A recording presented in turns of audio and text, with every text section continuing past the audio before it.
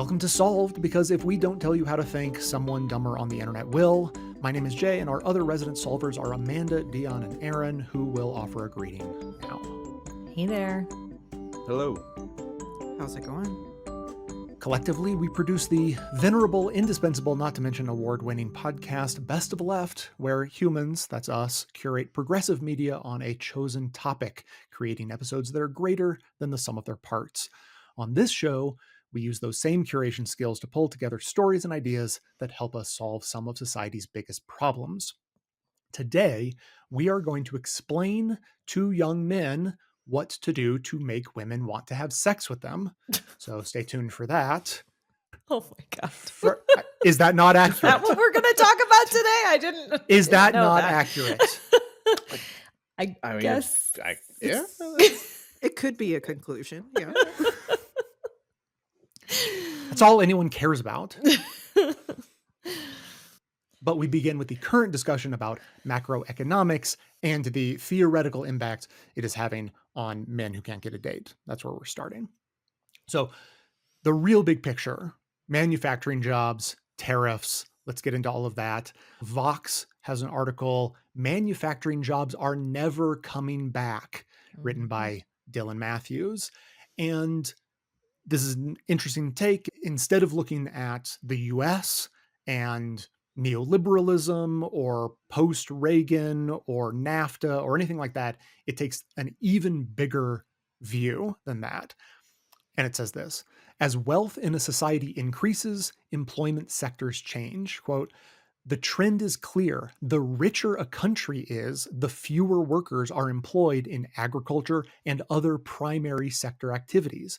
Large-scale mechanization of farms means that we can enjoy much more plentiful food than our ancestors a century ago, with many fewer workers producing it. So that's sort of the lowest level, the farm work and the extractive industries. And so then it sort of lays out this pattern. It says, first, as countries emerge from deep poverty, the manufacturing share of employment increases. Then, as countries go from middle income to high income and can afford more labor-saving technologies in factories, employment in the sector falls again. Finally, there's the tertiary sector, or services, where the trend line is simply upward. Rich countries see more and more of their workers enter the service sector. And it goes on to explain, basically, like, once you have enough money to buy all the conveniences you really need, like there's only so many washing machines you're going to bother to buy, then your money starts going toward luxuries, services, eating out, that sort of thing. And so if that's where the money is, that's where the jobs are going to be. That's the basic breakdown. Made a lot of sense. It made me think about, how much many on the right, just have this craving for 1950s America. And what I think we maybe need to, because we love to poke holes, right? When you're on the left, you love to poke holes in that bullshit. And the biggest hole in the bullshit is that it wasn't just post-war prosperity, everything was great, right? We created an underclass of people in the country. So people were wealthier and they were able to have really cheap childcare. And those people were Black people, immigrants, who could be paid way less, right? And so we have this idea of these men were going to work and being paid great wages and, they could support a whole family on that. But meanwhile, we were literally oppressing an entire class of people. And that was a benefit to those privileged white families. And then we have redlining and all the rest of it, right? And in Jim Crow era, where there's fear and terror and people are being attacked, and this all goes together. It's not separate. It's all the same part of the same story. And the world has changed since the 1950s in a big, big, big way. And I fear sometimes that some of this xenophobic talk is because people think, well, we had the civil rights movement and now everything's bad for us. But a lot of other things happened at the same time. Globalization and offshore jobs and deregulation and all of this. And that happened on a global scale. So I'm not, like I thought this was really helpful in panning out wider because America has such an outsized influence on the world and like what we do does affect what happens everywhere else. And I think this was like an explanation of how this happened and why we are where we are. It doesn't take into consideration all the things I just mentioned, that like the social and civil rights dynamics, but like it's an explanation of where we are. And that's the beginning of that story. Hard agree with everything you said except for the 1950s part. I do think they want to go back further. I think Trump Sure. specifically has. I mean, this morning I heard him say that we were the richest country in the world when we only went by tariffs and didn't have income tax in the Yeah. 1913. Like He's McKinleying real yeah, hard. they really want to go back to the turn of the century, or even if you want to say 50s, 1850s, because the underclass part of it, I think, is really under-discussed in all this. That's what's happening right now with the tariffs. I haven't heard anyone say this, but it's really the underpants gnomes economics. Tariffs, something, something, profit, something, something, the companies come back. That's not how any of that would work. But I think if you look at it in more of a diabolical supervillain kind of strategy, we crush the economy, we destroy anything resembling a middle class, we create an underclass, and we create a new de facto slavery in America. And just announced recently that they're going to go back to collecting on all the student loan debt, people that haven't been paying, people that are defaulted. They're going to start taking it out of checks. So economy is going to crash, people are going to lose jobs, and they're going to be pulling money out of the economy. What's that going to do? It's not going to make America stronger. It is going to make some people a lot richer, a very small group of people a lot richer, but it's going to hurt a large portion of the population. And I think maybe this time around, even though I do believe this administration is thoroughly racist, white supremacist, I think they're a little less married to the idea of it being a strictly racially based underclass.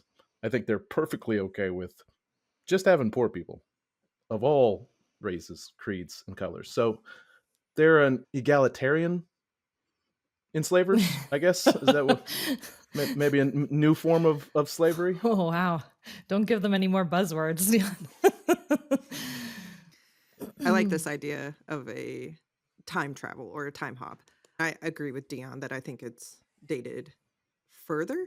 I don't know that they could articulate that because what they're romanticizing, the manufacturing that is being talked about, hasn't existed in this country in a really long time.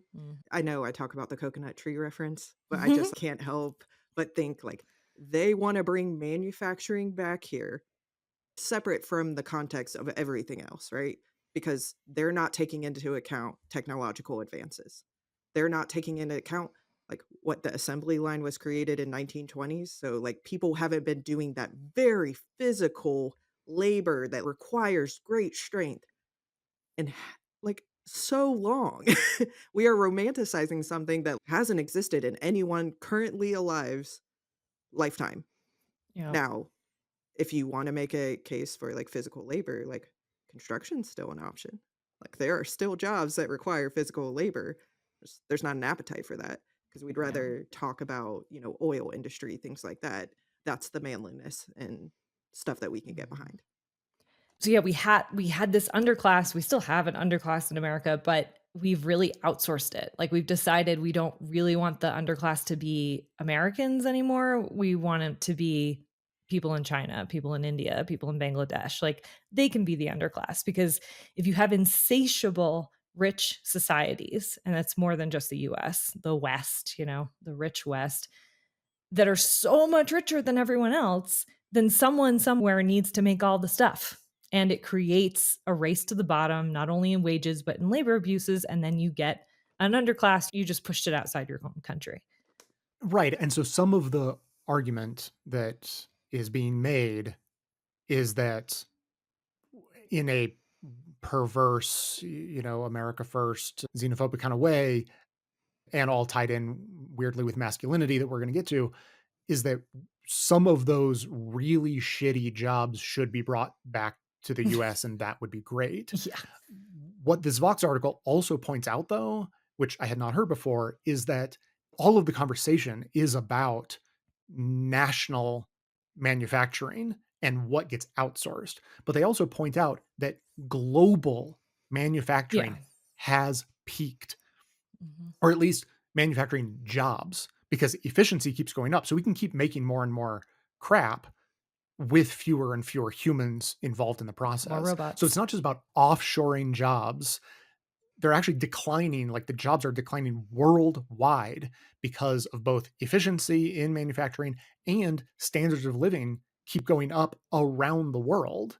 And so the amount of stuff we need to buy, just like when a nation is sort of middly rich and they buy a bunch of stuff that's creates conveniences for them, and then they don't really need to buy that many more. And so, manufacturing goes down for that reason. And so now that's happening worldwide.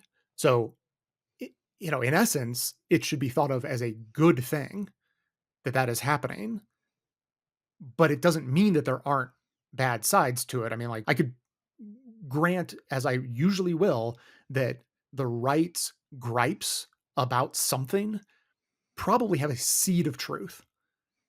And so, like, good, high paying union jobs disappearing is a bad thing.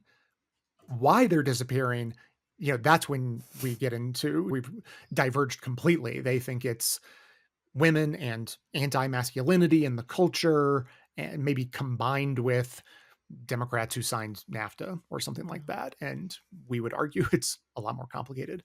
But this first article's description of countries going from poor to middle to wealthy doesn't happen in a generation. This is a century long process that usually takes place. And it reminded me of this quote from John Adams that I want to throw out now, let it simmer, and then I think we're going to come back to it. So, John Adams wrote to his wife, Abigail, saying, quote, I must study politics and war, that my sons may have liberty to study mathematics and philosophy. My sons ought study mathematics and philosophy, geography, natural history, naval architecture, navigation, commerce, and agriculture, in order to give their children a right to study painting, poetry, music, architecture, statuary, tapestry, and porcelain.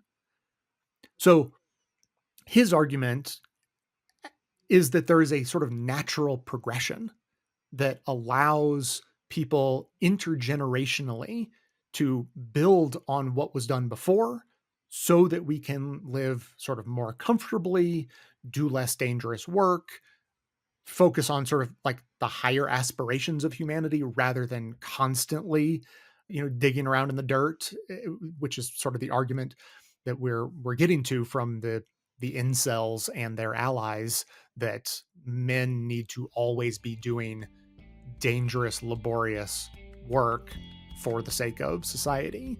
So these are very different perspectives on that, but I think, it may get complicated as we go on.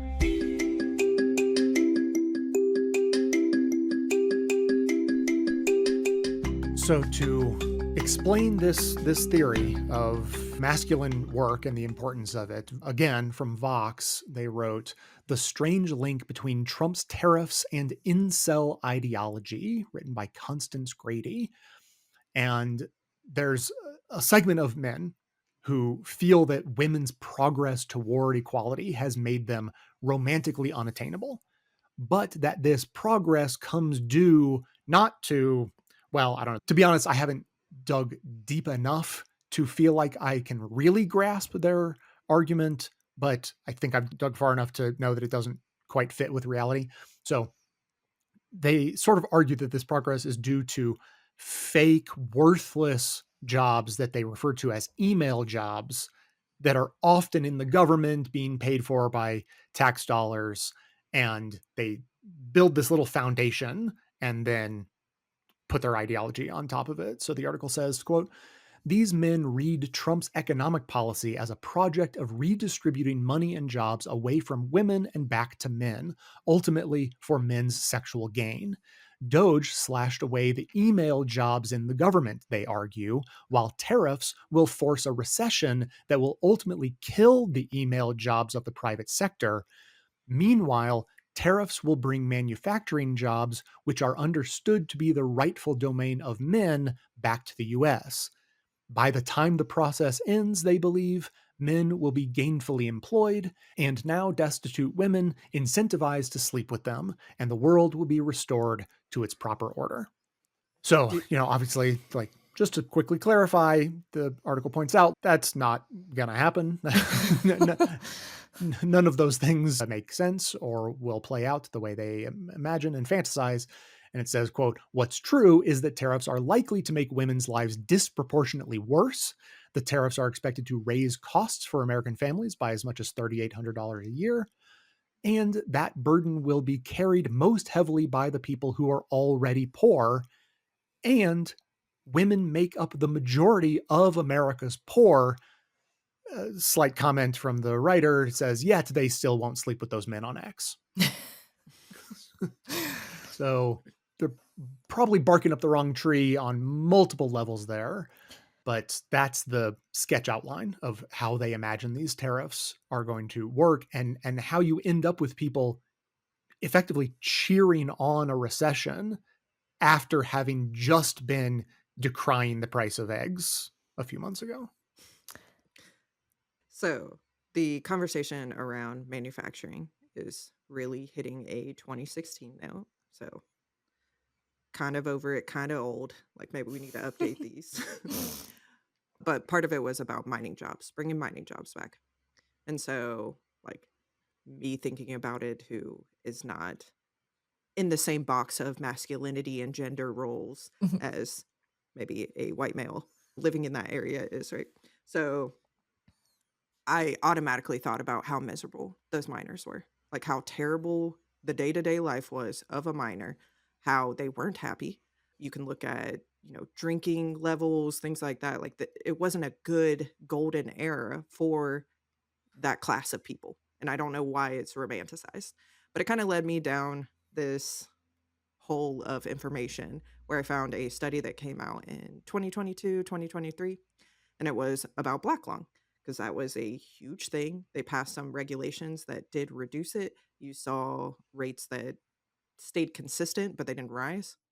Except for now, what you'll find is people who still work in mines have a smaller exposure rate. So, someone who maybe worked in the mines for 20 years could experience black lung 1970s before that. Now you're looking at a 5, 6 years. Like you just have to work in a mine for 5, 6 years Hmm. and end up with black lung.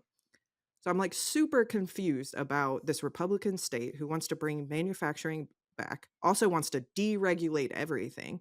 And like it reminded me of one of the first episodes of Best So Left I listened to that put masculinity in a way that I hadn't thought about, which is the devaluation of body, of life that Mhm. men experience through time.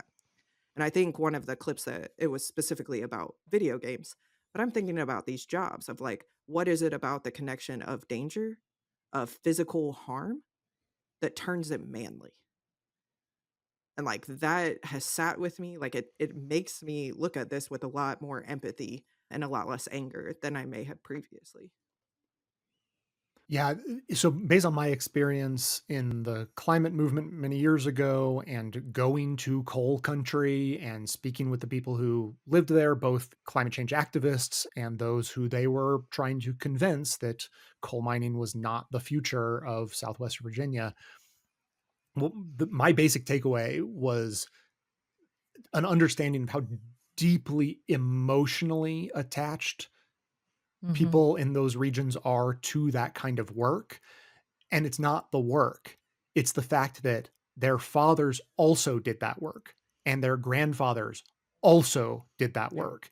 And so if you come to a new understanding now that coal is, what turns out not so good. It kills people and the planet. Yes, it's how we, lit our light bulbs, and that was good, but to recognize the downside triggers something in their minds that's like, well, if coal is bad, then you're saying my grandfather was bad. And they cannot square those things. It's like too emotionally difficult to separate those. And so they, I don't know if it's a ironic or fitting metaphor that they can do nothing but dig in. Yeah. Well, you could say the same thing about military service. You find Mhm. it like very consistent in families. Mhm. And the same thing, that emotional connection, whether they agree with the actual war or not. Actually, in Canada, when they started closing mines, they started putting up like memorials to the coal miners, and like not just coal miners that had died, like coal mining as a job. And they're kind of beautiful because they recognize that, yeah, okay, we don't want to do that anymore, but those people electrified the nation, right? Like helped us bring in the modern era. And so there was this push to have some kind of recognition of that work, even if we're not going to do it anymore. And I thought, like, that's reasonable because, yes, we're humans. We have strange attachments to things. And there were a lot of people who found pride in that work, even though it was dangerous and a lot of people died. And the pride was in we're helping, right? Which is always the core of what anyone wants out of their job. Am I helping? Am I contributing to something? So we don't do that, but Canada's been doing that. That is a really healthy way to deal with it. A lot of these people need an off ramp, and I think it's a perfect connection to Trump supporters in general. If you're saying Trump is bad, you're saying I'm bad Mm-hmm. because I support Trump. They've invested all this emotional and personal energy into them being part of a group, and I think being a coal miner is kind of the same thing. Like, this is part of my identity. The counter to that is communist USSR, Russia. It's something I think we all kind of know. It's in the culture, in the zeitgeist, that sending people to mines, it's a punishment. It's bad. Mm-hmm. It could be the end of your life. Like, they're sending you to the mines as a work camp. You're going to die doing this as a punishment because it's a terrible thing to do. But some people were forced to do that and were trying to make the best out of it. It was their reality. And I totally understand that being your reality your whole life, there has to be some sort of at least subconscious recognition that maybe I wasted my life doing something that was bad. Was my life worthwhile? There has to be something to replace it. And you cannot demonize the people that did the job. No. And just flippantly tell them maybe you should code. That was a thing in 2016. Or Like, be it yeah, being just tourism come on. industry. Yeah. There has to be something better than that. Yeah. Yeah. No, that's a great parallel, Deon. It's, and I think this is going to come up later in the show as well, that in the communist system, you're forced to do something. In the capitalist system, you're economically forced to do something. It turns out it's not freedom versus tyranny. It's two different types of tyranny that come at you from slightly different directions. So now this article then like digs deeper into the psychology of jobs that become considered feminine or masculine.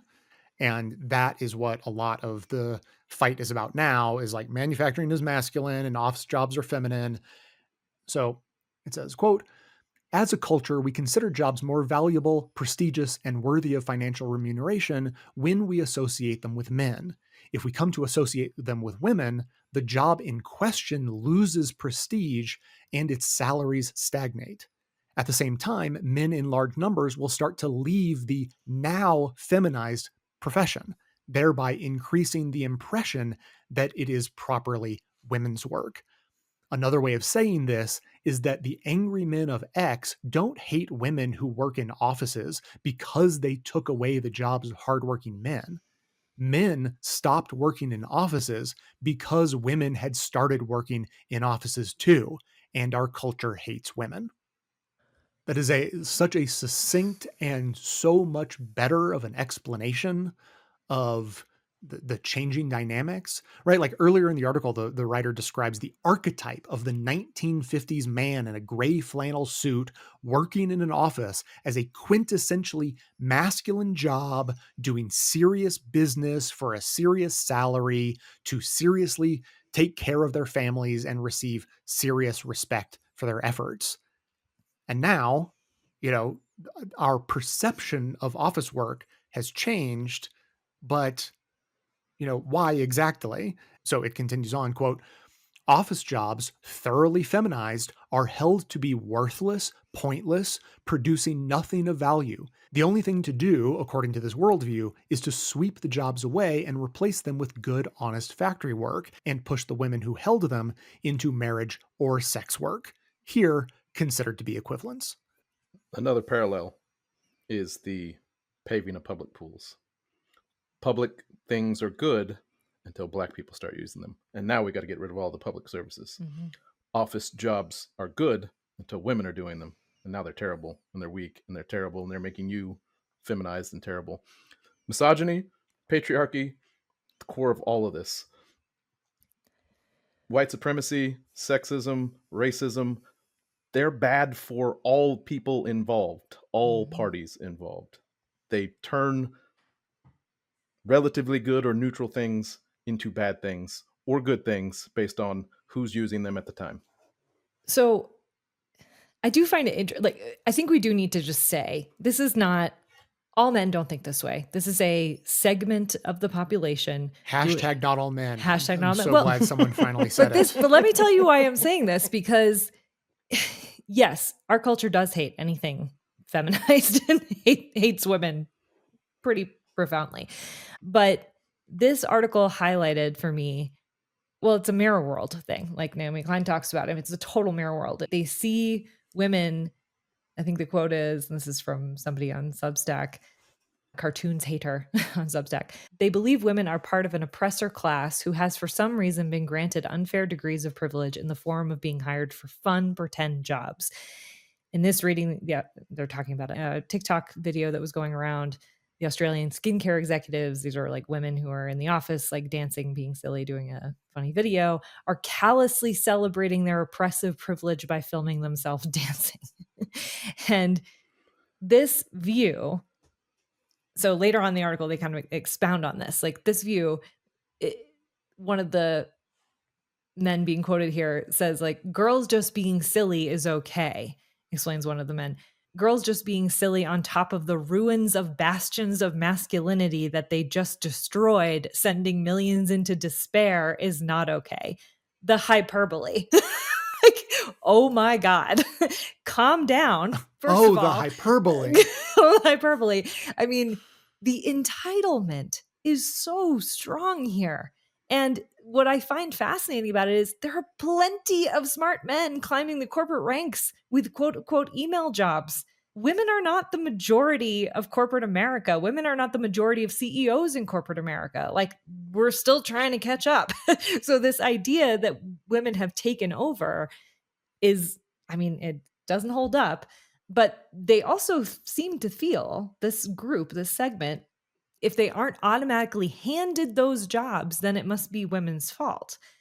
And I think that reveals what they really think of themselves. I think that's incredibly revealing. Like, their anger is about deep insecurity and bullshit visions of success and masculinity that are upheld by the patriarchy. Like, the patriarchal system tells men that you aren't successful if you don't, make X amount of money. And since they can't, maybe they couldn't get a degree in that field or couldn't cut it or whatever. Therefore, it's got to be someone else's fault. And like, they could be free, but instead they are deeply imprisoned by the patriarch itself, which is what Deon's alluding to. It hurts us all, right? And it got me thinking about what has been the divergence here? Like, why are women doing better than men, generally speaking, right now? And a lot of it is that men need to be told some of the same things that feminism has been telling women for decades. They need to be told the same things, like not even a version of it. So you are enough. You have inherent value. Be kind to yourself. Learn how to enjoy your own company. Don't compare yourself to others. Learn to love your body. Learn to love yourself. Date yourself. Like, nurture your friendships. And also go to therapy because, yeah, it's not your fault you were hurt, but it is your responsibility to heal and not hurt others. Like, all of those things are universal things. They are not something only for women. They helped women a lot when we were trying to make up the difference here and, gain some economic ground, but they are universal.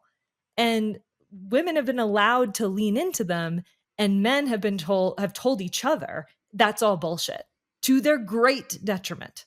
That's all bullshit.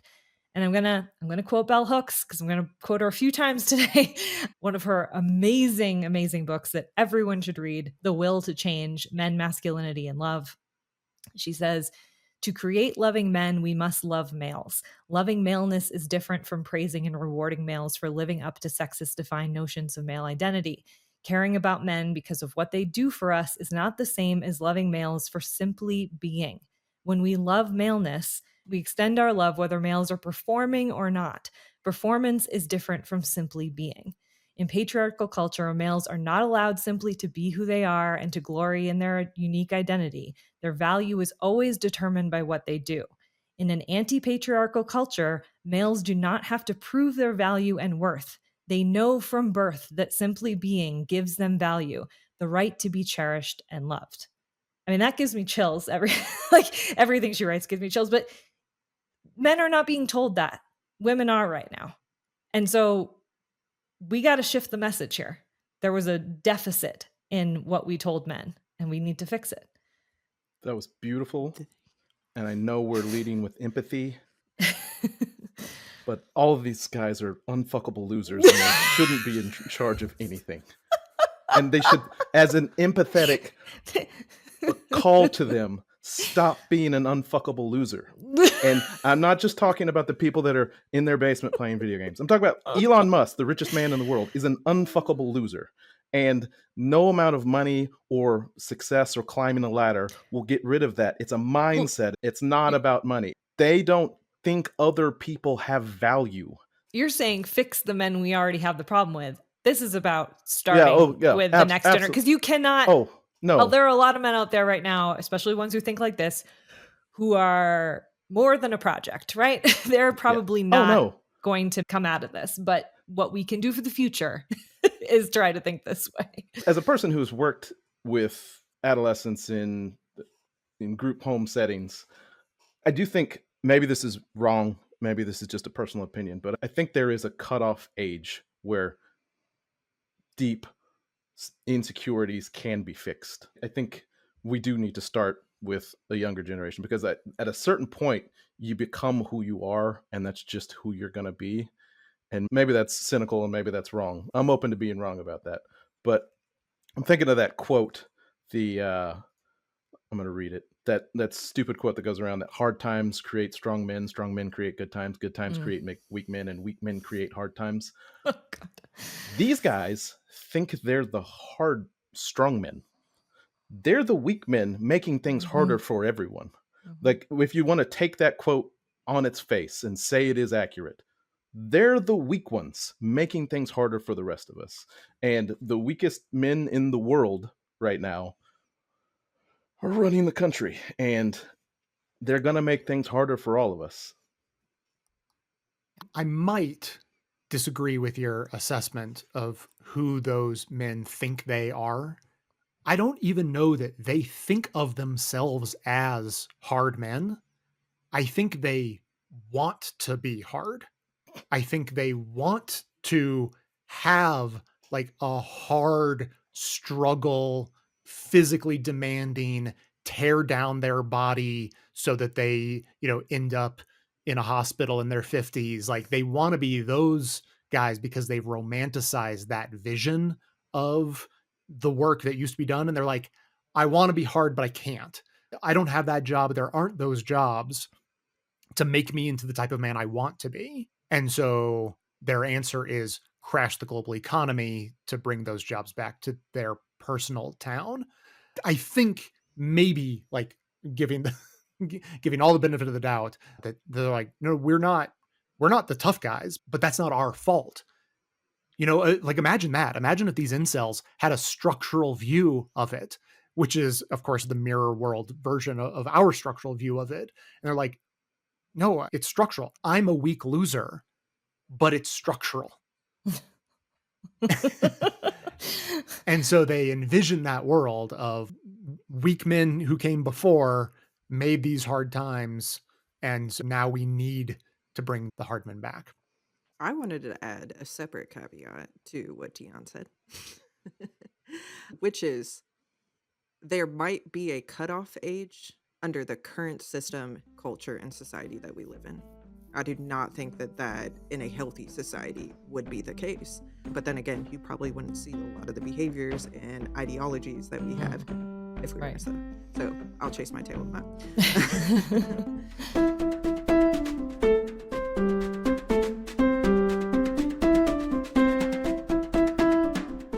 So Joan Walsh has done us a favor by writing in The Nation the article, Trump's Tariff Pause Sets Back the Make Men Manly Again movement.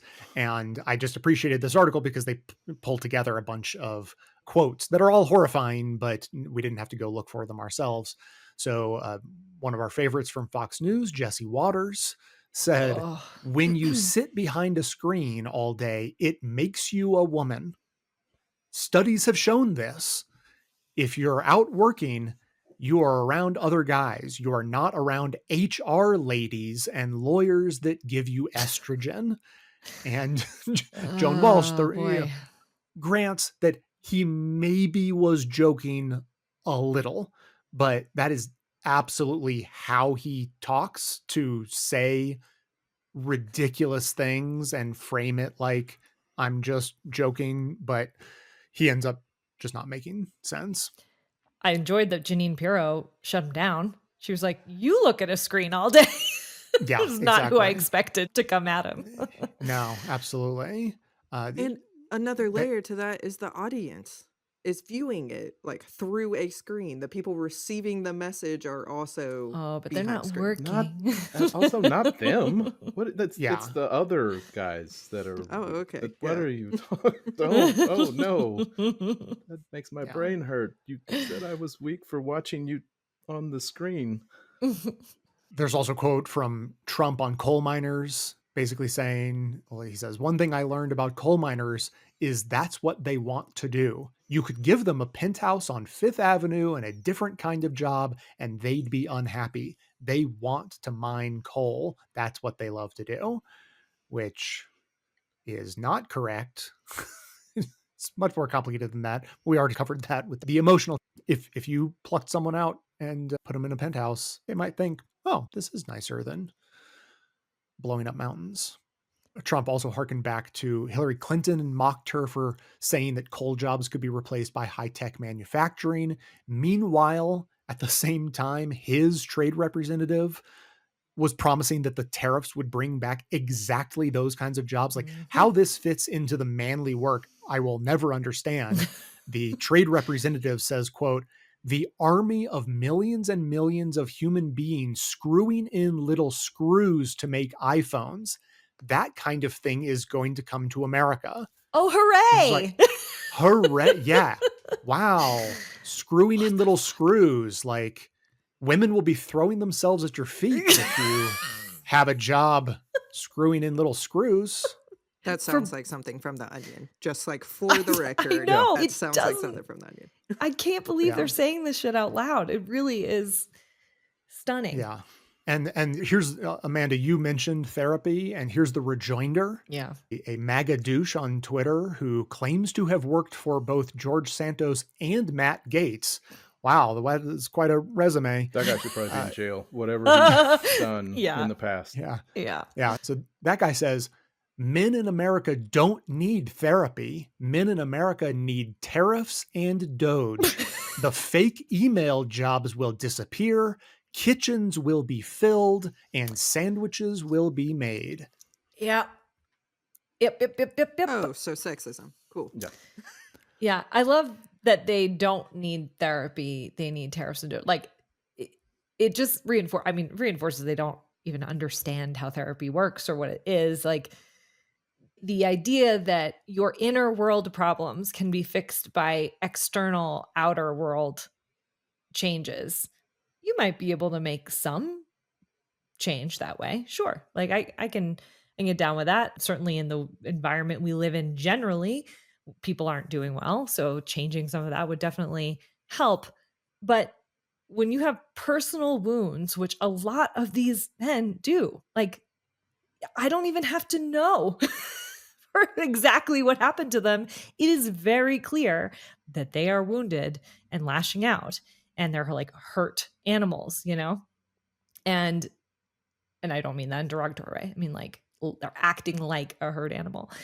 And the idea that they can fix everything by gutting the federal government and putting tariffs, that they can heal their little wounds, is so sad. Like this is, I can't get too angry because it's so, like I want to pat your head. And like that is demeaning, I know, but like it's just so obvious. It's just so transparent.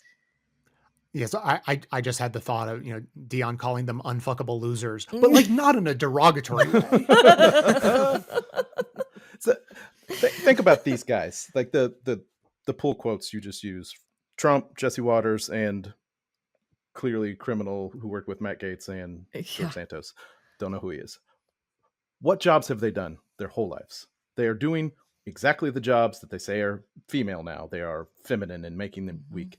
They're dealing with so much cognitive dissonance at all times that comes out in this spew of, who knows what they're actually trying to say, because they don't know what they're trying to say. It doesn't make any sense.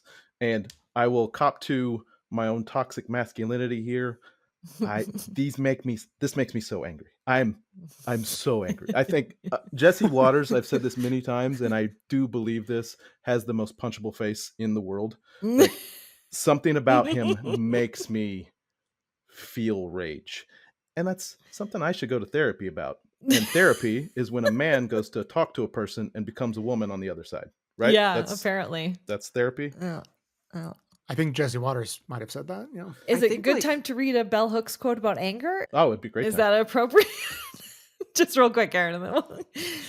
Anger prevents love and isolates the one who is angry. It is an attempt, often successful, to push away what is most longed for: companionship and understanding. It is a denial of the humanness of others, as well as a denial of your own humanness.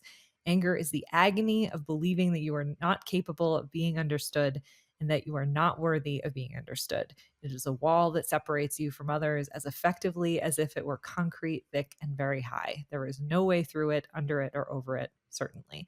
Now, I'm not saying Deon. No, I want to put Jesse Waters but... on the outside of that wall as far as possible for me. So I do want to isolate myself from Jesse Waters specifically. Everybody else, come on in. No, but they are angry. I mean, you're angry at them for their horrible actions. That seems justified. They are angry because healthy, not angry people don't want to hurt other people. That's like, it's like pretty basic. And so their anger just leads them down the path of dehumanizing everyone else. And as we just learned in the therapy scene of The White Lotus that we're just now watching, because we're a little bit behind, is that, anger is always just sitting on top of a sadness that's underneath. Right. That's right. So why are you sitting around just being sad? Don't be sad. I just about it. Need to recognize the fact that they want to fix like job satisfaction with a different job. And, like, just in average conversation with people. So close. What? Like, they're so close. Like, you almost figured out how to solve the problem of capitalism. You just went a little askew. No, but I'm just like, I mean, I don't want to brag on the bonus show, but we've done such a wonderful job of weaving all of these ideas together, because we've been talking about job satisfaction. We've been talking about the decline of people feeling like their work matters. And it turns out men don't feel like that work matters. Like, you receive the messaging. That's where we're at. I think you figured it out. That's a great point, because like, as they call them feminized jobs, but I'm like, but even women are feeling their souls being killed from quote unquote email jobs. Like, it is not a cycle.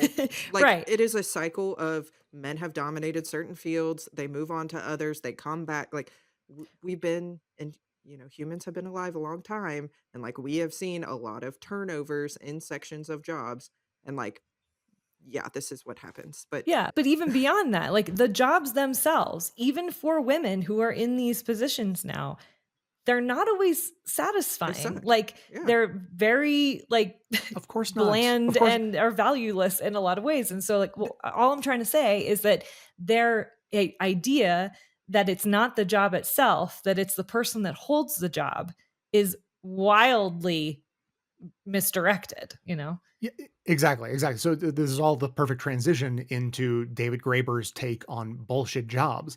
Trying to genderize a problem that affects everyone is such a misdirection and waste of time. Like you are doing your corporate and capitalistic overlords jobs for them.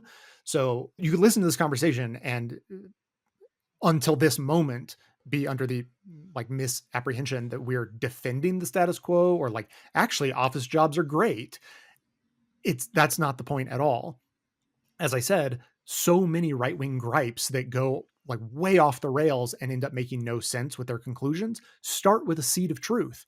David Graeber a long time ago wrote the book Bullshit Jobs, and the theory is sort of built on this idea that 100 years ago, they were predicting that by this point in history now, no one would have to work more than 15 hours a week. And yet we're working more than ever, sometimes in the job, sometimes we're like still attached to our job even after hours. And so like, how'd that happen? Was that like, did feminism do that to everyone? No, capitalism did that to everyone. So the problem is that capitalism managed to invent a bunch of jobs that really don't need to exist. And then it creates this really interesting dynamic. So Graeber describes that those who have bullshit jobs, like office work that they know in their soul does not need to be done, it is not helping society for this work to be done, that those people become resentful of people who actually hold real worthwhile jobs, who are like creating change and impact in the world, like nurses, garbage collectors, like anyone who, if they didn't show up at their job or if their job went away, it would have a noticeable and devastating impact on society immediately, right? And if you have the type of job where you're like, if my job disappeared, no one would notice, you then become resentful of the people who have the jobs that matter.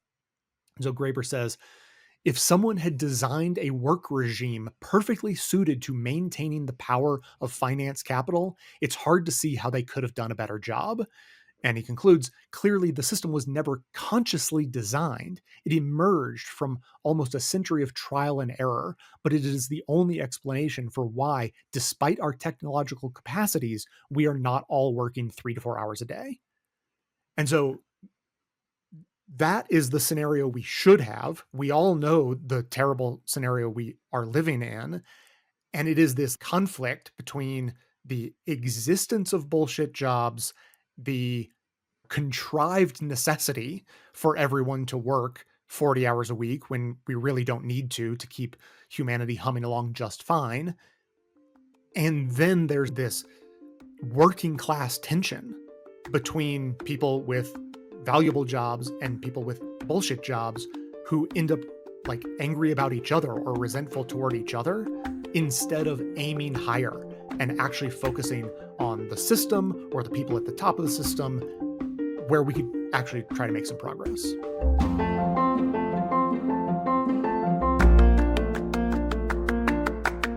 But unfortunately, since most don't have that type of rational arguments to sort of frame their understanding of capitalism, we end up with this.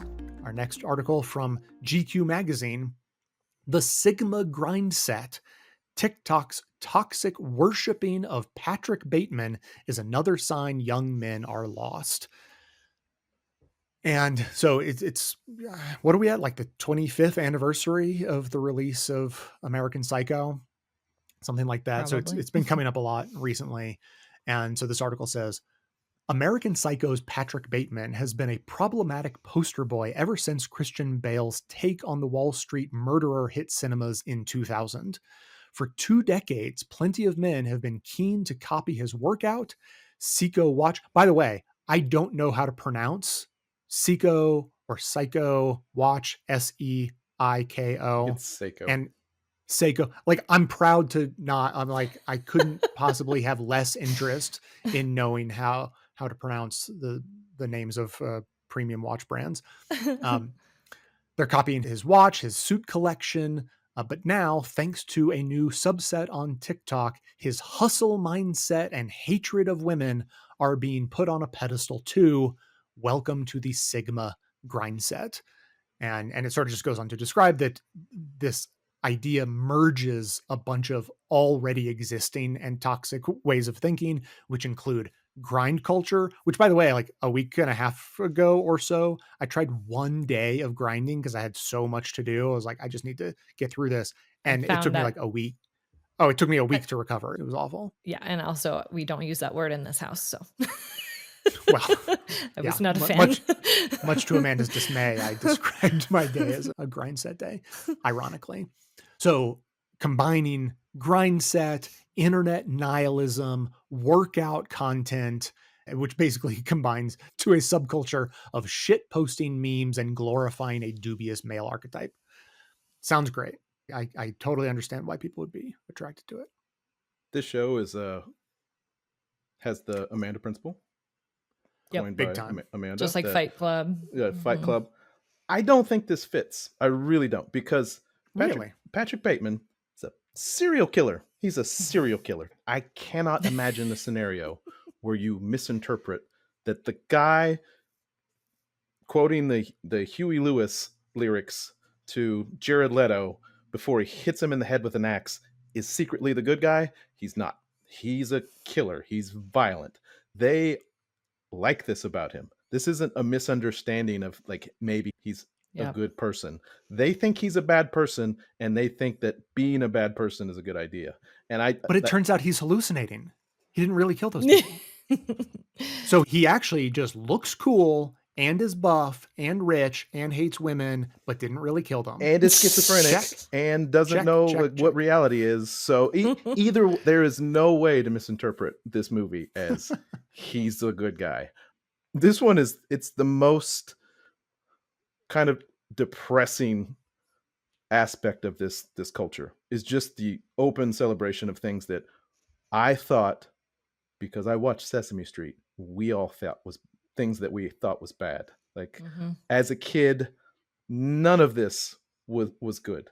Being superficial, being self-centered, being narcissistic, hating women, none of this is good. And I cannot put myself in the place in trying to be as empathetic as possible where you can watch that and come away with, this is a good avatar for my life. I get working out, take care of yourself. Yeah, but Patrick Bateman as the model? I think I know what it is. And I think Amanda's story about the burn book is the explanation.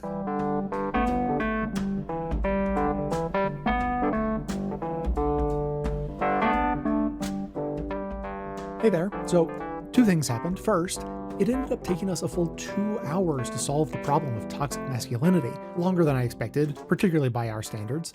And then 2, we're getting ready for an upcoming vacation, which is messing with our production schedule a bit. Therefore, this has become a cliffhanger of a 2-part episode. What is Amanda's burn book, and how does it explain fans of Patrick Bateman?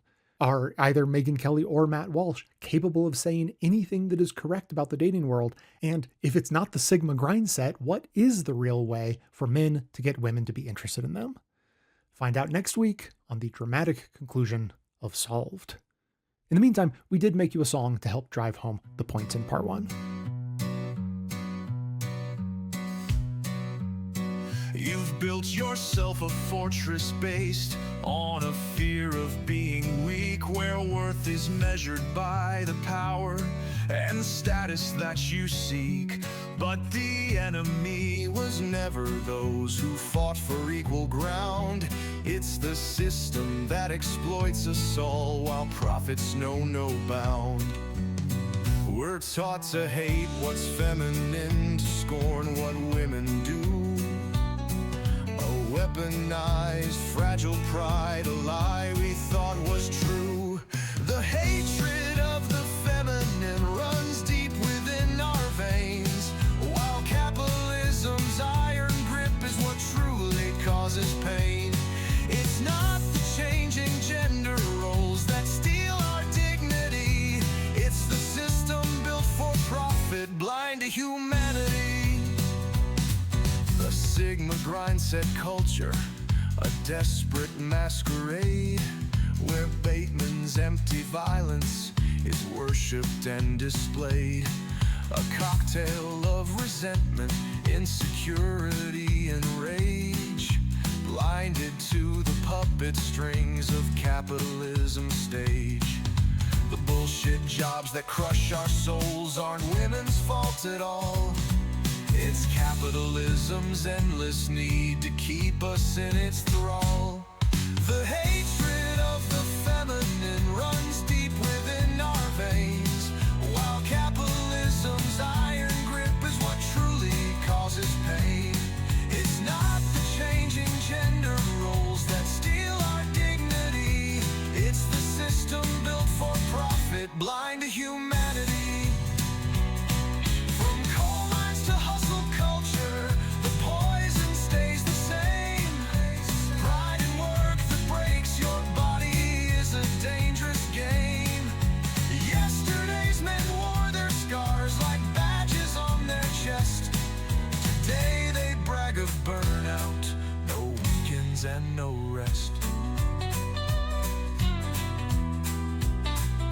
And no rest. The factory floor or startup both crush you all the same. Different kinds of breaking, but identical in aim.